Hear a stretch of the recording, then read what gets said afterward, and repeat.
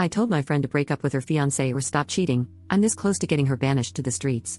My husband and I decided to celebrate Thanksgiving with nearby friends this year instead of traveling for family, a friendsgiving if you will. I have everything prepared already, actually ordered a Thanksgiving meal for 15 people even though there's only around 10 of us. One of my friends, whom I've known for 5 years, has been going through a tough time recently, and I wanted her to come, especially since it would be really weird if she was in town and wasn't invited. My friend, let's call her Tina, has been engaged to her fiancé Max for over 5 years. They were engaged before I met her. My husband and I have always hung out with Tina and Max as a couple, and this past year, Tina told me that she has a crush on Max's friend Tom, whom we know well but aren't friends with. I tried to support her and be a good friend, but since she was sharing details about how she flirted with Tom when he visited, and the physical interactions they had, I told her I wasn't comfortable hearing those details. I explained that it wasn't fair for her to put me in this position, especially since she wasn't breaking up with Max, and I would have to see him again. This made me feel like a liar, even though I had done nothing wrong. She was upset with me, but understood and apologized. Over time, I noticed that things progressed between her and Tom, even though she was still engaged to Max.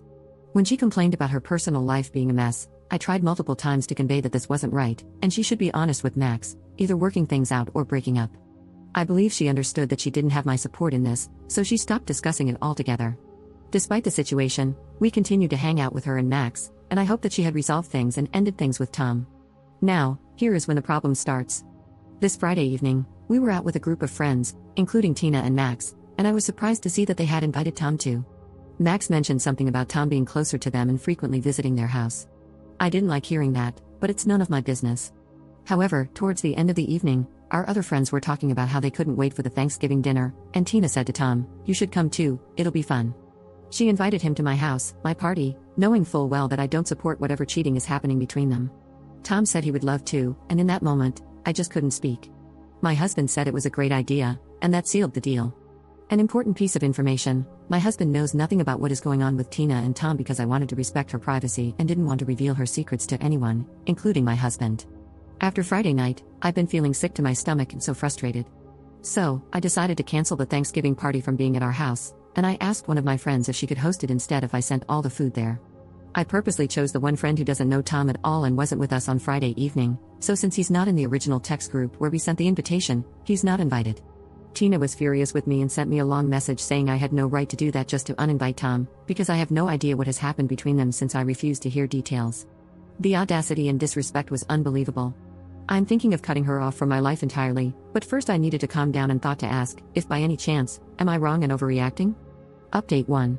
Tina has proceeded to practically bully me with texts over 3 days, telling me things like, "You're not a good friend because you don't want me to be happy," and, "You're a professional failure because you didn't get that job you wanted."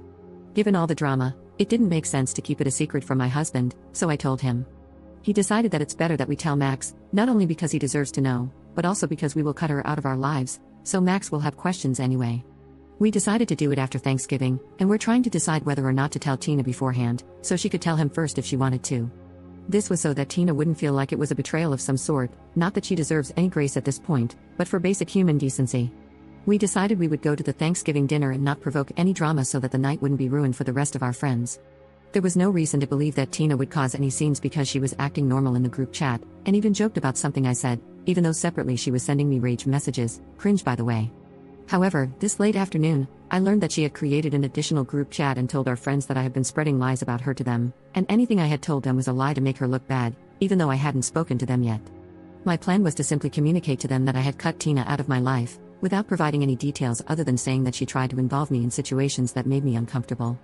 I also had planned to tell them that they didn't need to choose between me or her, and that we could still hang out, and I wouldn't mind skipping the events where they wanted to invite Tina. Not optimal, but the best I could have done. In addition, she asked them to choose between her and Max, and me and my husband, because she couldn't stand to be in the same group of friends as me anymore after I ruined her life. Needless to say, my friends were super confused. They reached out to me almost immediately, and I showed them all the messages and told them everything. The friend who is hosting tomorrow said that apparently Tina had asked if she and Max could bring a friend, most probably Tom. After an hour-long conversation with my friends, we decided to tell Max collectively today, and not have them join the dinner tomorrow, but Max could still come if he wanted to. One of the friends called Max and told him we all needed to speak with him, and to come alone. He showed up less than 20 minutes later, but he showed up with Tina. She was already in a rage and started yelling at everyone. We managed to tell him through a lot of drama and denying.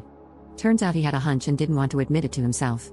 Also, it turns out that they are both pieces of crap because he was apparently in a serious relationship with Tina's friend before leaving her for Tina. We are all glad they are out of our lives. In a last low blow, Tina told me in front of everyone to take care of my marriage instead of her relationships because, according to her, when she and Max lived with us for a few months prior, she had an affair with my husband. Of course, I don't believe it, but it left such a bitter taste. She sent a photo to our group chat of a necklace that belonged to my husband's family's heirlooms, claiming that he gave it to her. That is her only proof. For all I know, she might have taken it. He wouldn't be as stupid as to give her something that distinctive. Update 2. One thing has happened at work related to Tina. We work at the same institution, a big university. I do clinical research and teaching at the university, but I am also a medical doctor, so for part of the week, I am at the hospital practicing, and I never lock my office. Yesterday, I went to my office in the afternoon after a couple of hours at the hospital, and I realized that my degrees were gone. Not the frames, just the degrees. I sat there and ugly cried and finally realized how hard this entire year has been. I have my PhD degree electronically, but I don't know if I will be able to replace my medical degree. I'm kind of heartbroken over this, and I am convinced it was Tina. This is such a psycho thing to do, and there's no one else who would have done it. I reported it to the building manager but didn't mention her name. I did make an appointment with HR for Monday though, and I am thinking of telling them that I think it was her. I'm sad at the situation though, as much of a crap she is. If she loses her job because of me, I would feel bad as that's still someone's livelihood. I still need to tell them because she is in contact with a lot of vulnerable people who are part of our clinical studies, such as older adults with dementia, and I get goosebumps thinking about the stuff that goes on inside her brain behind her fake smile, and the fact that she gets to be alone with these people. I'm sure she does nothing wrong, but still.